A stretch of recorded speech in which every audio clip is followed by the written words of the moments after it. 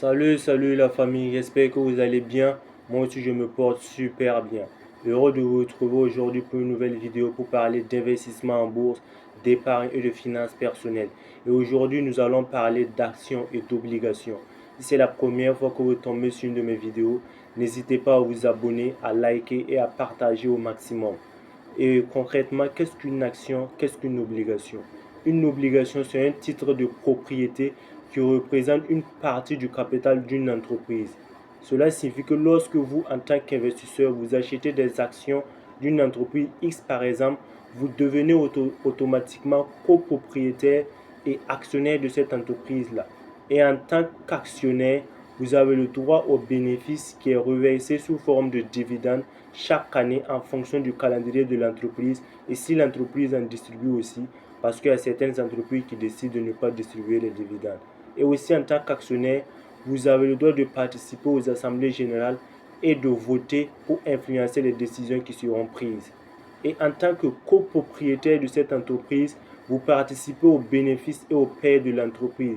Cela signifie que lorsque l'entreprise fait de belles performances sur une période donnée, le cours de l'action va augmenter et cela aura un impact positif sur votre investissement car vous aurez fait une plus-value sur votre capital. Et si l'entreprise aussi fait une mauvaise performance, le cours de l'action va baisser et vous aurez fait une moins-value et ça va jouer négativement sur votre capital.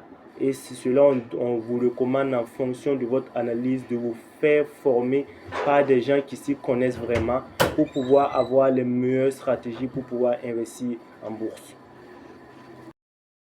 Maintenant, nous allons parler d'obligation. Qu'est-ce qu'une obligation? Une obligation, c'est un titre de créance. Et un titre de créance, c'est une dette en quelque sorte.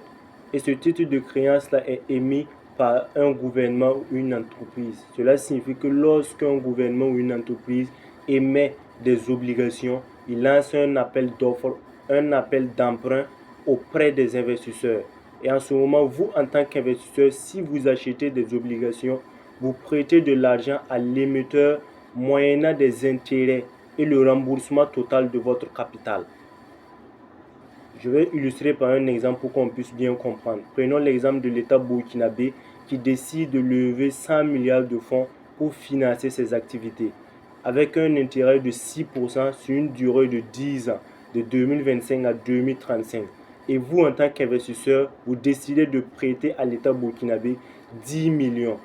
À ce moment, l'État burkinabé s'engage à vous donner des intérêts sur vos 10 millions appelés coupons chaque année. De 10 millions, ça fait 600 000 francs chaque année. Et durant tout le long de l'obligation, vous recevrez chaque année 600 000 francs. Et à la dernière année de l'obligation, vous recevrez la totalité de votre capital. Vous comprenez bien, c'est pour ça qu'on dit un peu mieux que les obligations sont moins risquées avec des rendements fixes. Et en fonction de votre stratégie et de vos objectifs d'investissement, c'est à vous de faire vos analyses et faire le bon choix.